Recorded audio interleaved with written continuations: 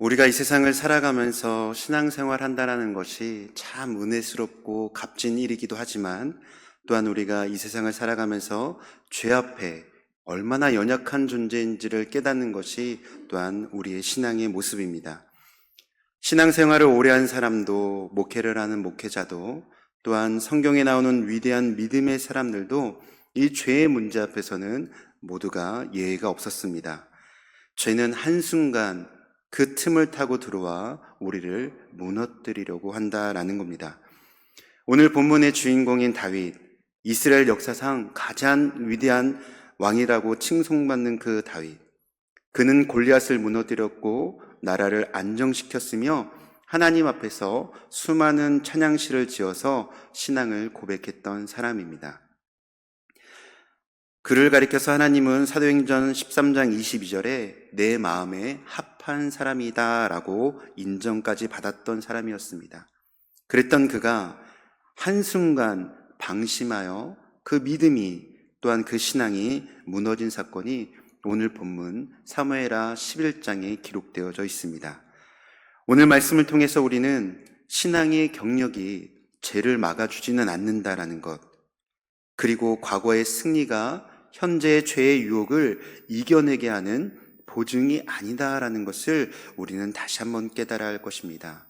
죄의 문제는 언제나 지금 우리의 삶 가운데 우리를 무너뜨리려고 노리고 있다라고 하는 이 사실을 우리는 깨달아야만 하겠습니다. 그래서 오늘 본문을 통하여서 죄가 어떻게 시작되고 어떻게 확산되어지며 그 결과가 무엇인지를 살펴볼 뿐만 아니라 동시에 하나님께서 우리를 향한 은혜의 메시지, 즉 회개의 길을 함께 붙잡고 나아갈 수 있는 우리 모두가 되시기를 주님의 이름으로 축복합니다. 오늘 사무엘하 11장 1절에는 이렇게 시작합니다. 그 해가 돌아와 왕들이 출전할 때라고요. 이 말씀은 단순히 한 해가 바뀌었다라고 하는 이 시점을 가리키는 말이 아닙니다. 당시 중동에서는 왕들이 전쟁터에 나가는 계절이 따로 구별되어져 있었는데요. 우리나라와는 기후적으로 반대이기 때문에 겨울철에는 비가 많이 와서 땅이 질고 강물이 불어나서 군대를 일으킬 수가 없었습니다. 그런데 봄이 되면 땅이 마르고 그동안 곡식이 수확되어져서 군량미를 충분히 확보할 수 있었기 때문에 이때에 전쟁을 준비하며 나아가게 됩니다.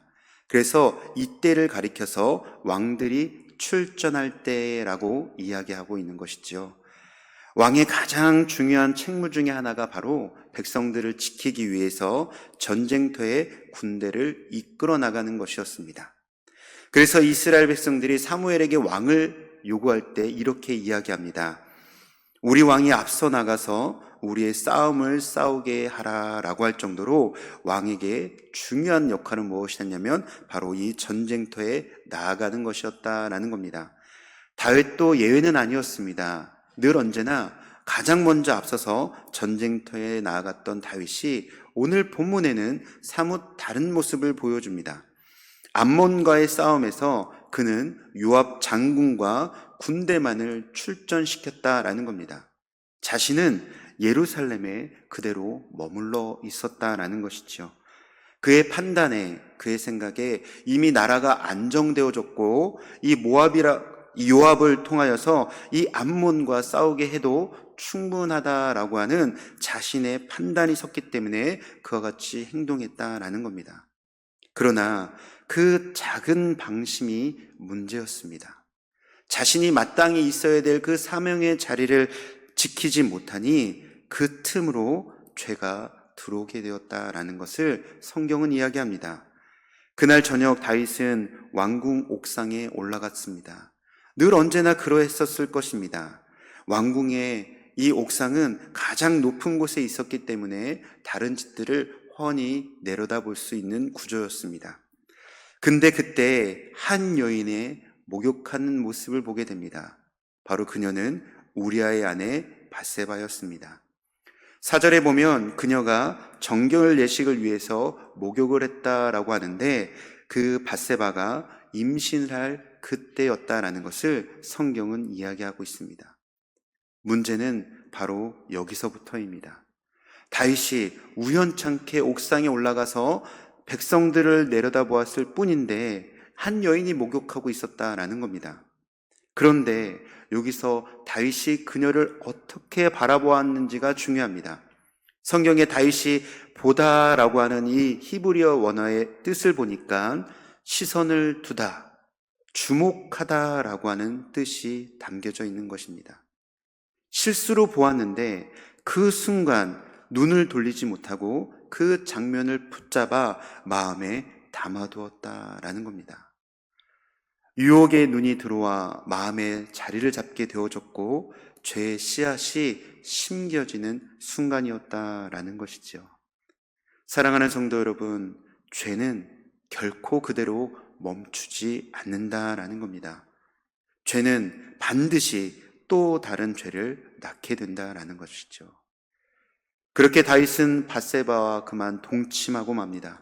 그리고 얼마 지나지 않아서 밧세바가 임신했다라고 하는 사실로 매우 당황해합니다.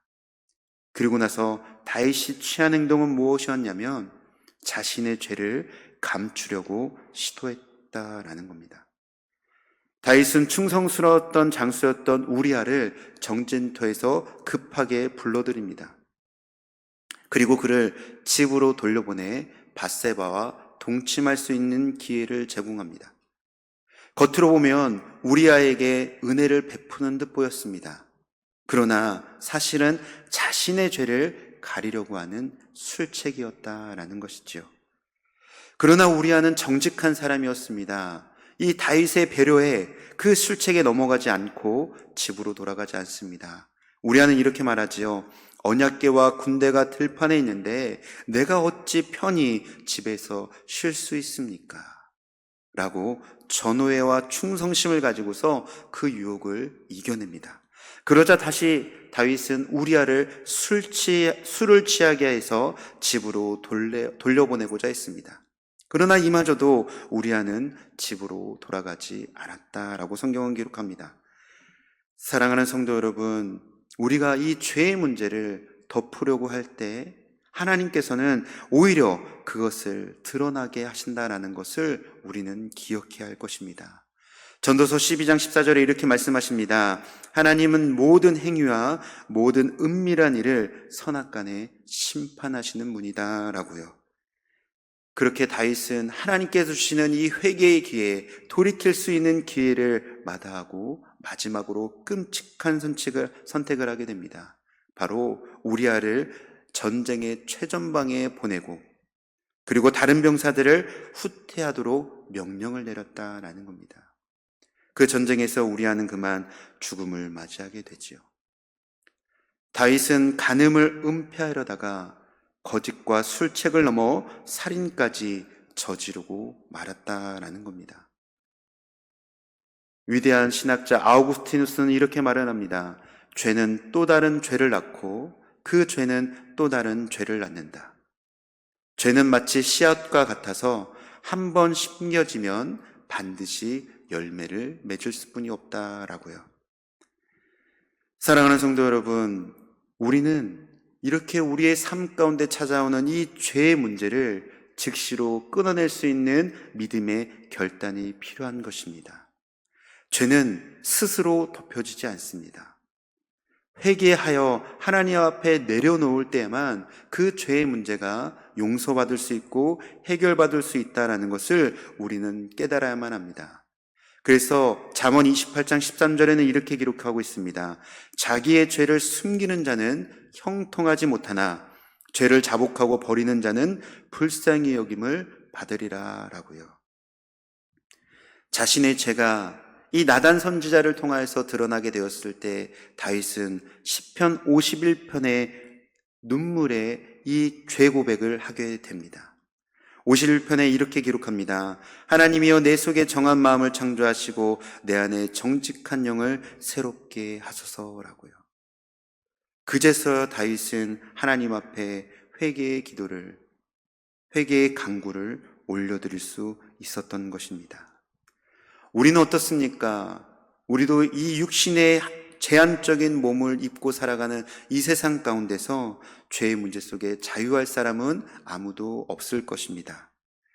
하나님께서는 우리의 죄를 덮으시기 위해서 이 다윗에게 나단 선지자를 보내셨던 것처럼 우리에게도 생명의 길을 열어주셨음을 우리는 기억해야만 할 것입니다. 그 길이 바로 예수 그리스도를 통한 십자가의 길입니다. 요한일서 1장 7절에 이렇게 말씀하십니다. 그 아들 예수의 피가 우리를 모든 죄에서 깨끗하게 하실 것이요. 그리고 이어서 이렇게 약속하십니다. 요한일서 1장 9절에 만일 우리가 우리 죄를 자백하면 그는 밉보시고 의로우사 우리 죄를 사하시며 우리의 모든 불의에서 깨끗하게 하실 것이요 라고 약속하셨습니다.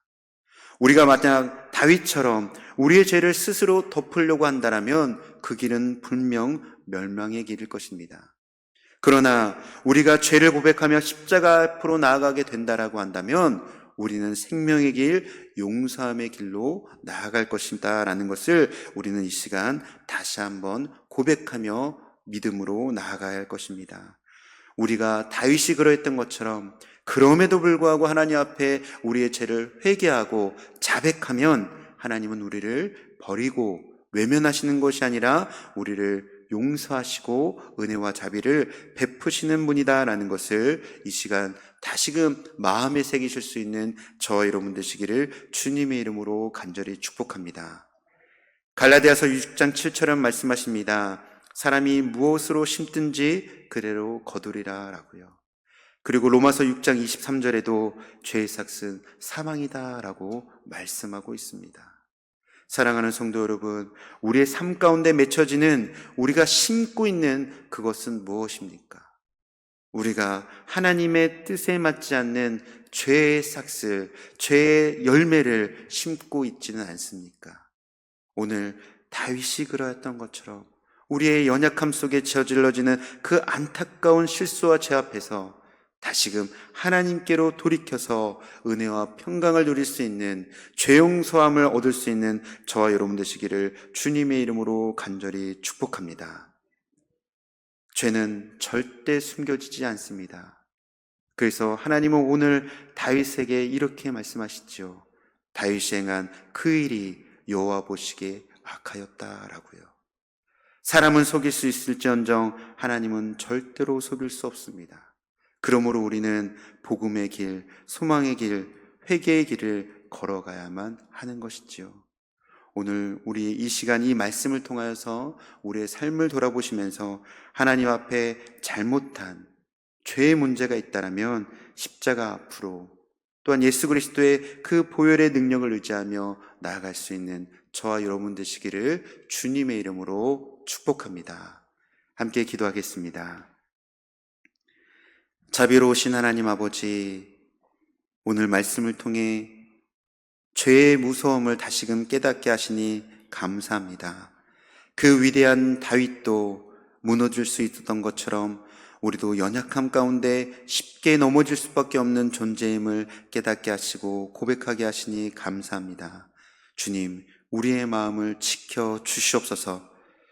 작은 틈을 방심하지 않게 하시고 죄가 시작될 때 즉시로 주님께로 돌이키게 하여 주셔서 죄의 모든 어려움 속에서 극복하고 주님께로 나와 회복할 수 있는 우리가 될 수 있도록 은혜 내려 주시옵소서. 우리의 삶이 죄의 길이 아니라 회개의 길로, 숨김이 아니라 고백의 길로, 멸망이 아니라 생명의 길을 걸어갈 수 있도록 은혜와 자비를 베풀어 주시옵소서. 이 모든 간구 우리 주 예수 그리스도의 이름으로 간절히 기도하옵나이다. 아멘.